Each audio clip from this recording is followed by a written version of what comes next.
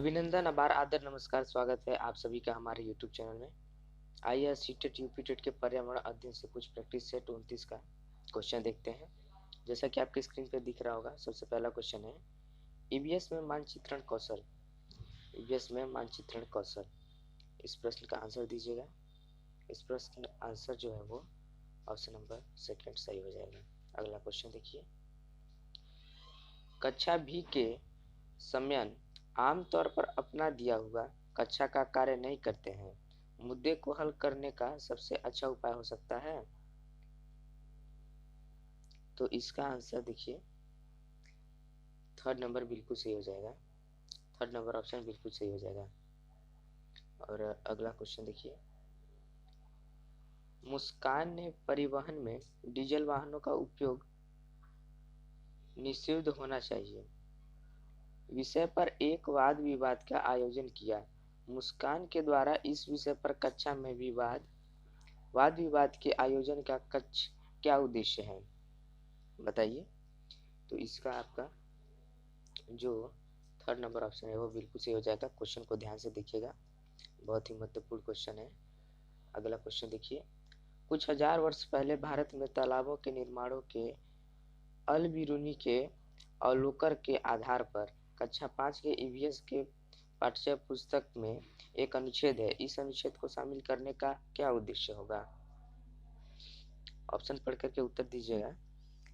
आइए देखते हैं आंसर के बारे में। तो आंसर नंबर आपका 4 जो है वो बिल्कुल सही हो जाएगा। ACD मतलब ये तीनों, ACD ये तीनों आपका ऑप्शन सही हो जाएगा। अगला क्वेश्चन देखिए, ईवीएस की एकीकृत प्राकृतिक सहायक है। ईवीएस की एकीकृत प्रकृति सहायक है। तो इसका ऑप्शन नंबर थर्ड बिल्कुल सही हो जाएगा। और अगला क्वेश्चन देखिए, निम्नलिखित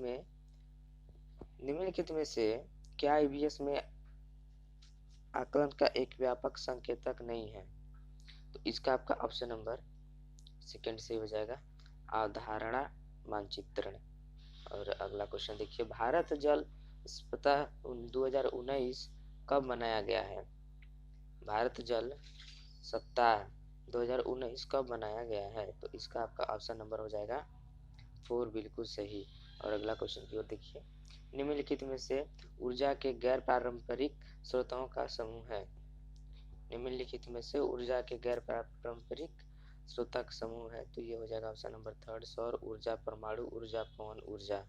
ये बहुत ही इजी क्वेश्चन, आप जानते भी होंगे इसका आंसर। और अगला क्वेश्चन की ओर देखिए होते हैं, तो विटामिन B12 में उपस्थित धातु है। विटामिन B12 में उपस्थित धातु है, तो इसका ऑप्शन नंबर थर्ड हो जाएगा, वो सही हो जाएगा, कोबाल्ट। और अगला क्वेश्चन देखिए, निम्न में से कौन सा पेट्रोलियम का उप उत्पादक नहीं है? निम्नलिखित में से कौन सा पेट्रोलियम का उप उत्पादक नहीं है? तो इसका आपका ऑप्शन नंबर हो जाएगा फर्स्ट कोक। और अगला क्वेश्चन देखिए, निम्न में से कौन से क्रियाकलाप जंगलों के विनाश के लिए उत्तरदायी है? निम्न में से कौन सा क्रियाकलाप जंगलों के विनाश के लिए उत्तरदायी है? तो इसका आपका सही हो जाएगा वो ऑप्शन नंबर देखिए, ऑप्शन नंबर आपका सही हो जाएगा थर्ड, मतलब पहला, तीसरा और पांचवा। पहला, तीसरा और पांचवा, ये आप देख सकते हैं, पहला और तीसरा, और ये पांचवा नहीं दिया, तो ये मतलब 3 सही होंगे। और अगला देखिए,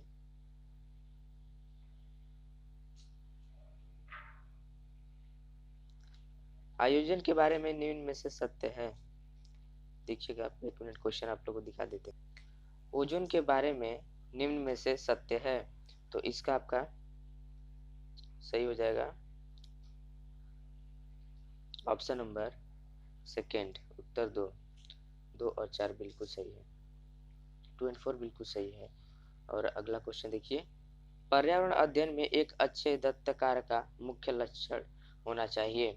पर्यावरण अध्ययन में एक अच्छे दत्त कार्य का मुख्य लक्ष्य होना चाहिए। तो इसका मुख्य लक्ष्य क्या होना चाहिए? ऑप्शन के अकॉर्डिंग आंसर जो हो जाएगा वो 4 सही हो जाएगा। और अगला क्वेश्चन देखिए, मौसम का महत्वपूर्ण तत्व जो भारत में कृषि को प्रभावित करता है, कृषि को प्रभावित करता है, तो वो कौन सा मौसम हो जाएगा, तो वो हो जाएगा आपका थर्ड, वर्षा। जानते भी होंगे इसको।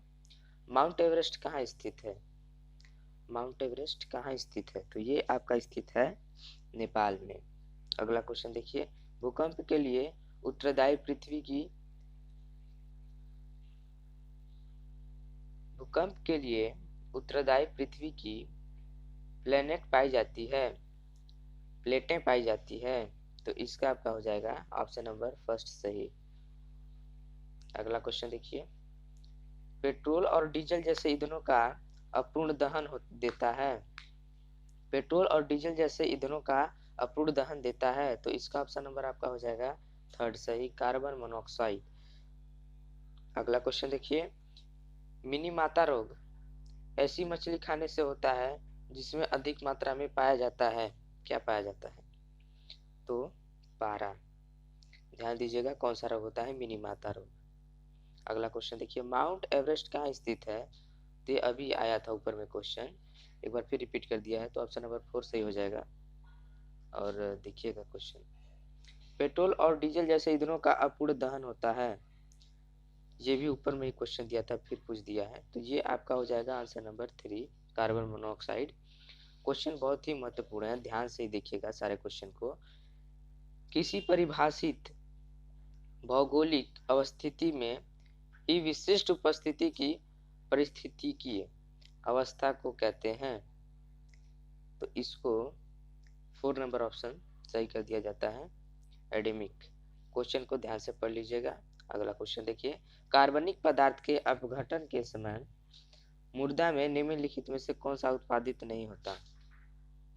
मृदा में ध्यान से पढ़िएगा, मृदा में निम्नलिखित में से कौन सा उत्पादित नहीं होता? तो इसका ऑप्शन नंबर 4 सही हो जाएगा, ऑक्सीजन।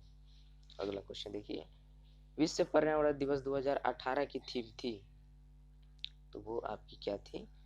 थर्ड, प्लास्टिक प्रदूषण को पराजित करना। अगला क्वेश्चन देखिए, ओजोन के संबंध में ही में सही कथन का चयन कीजिए, ओजोन के संबंध में सही कथन का चयन कीजिए। तो इसका आपका सही कथन हो जाएगा आंसर नंबर थर्ड। अगला क्वेश्चन देखिए,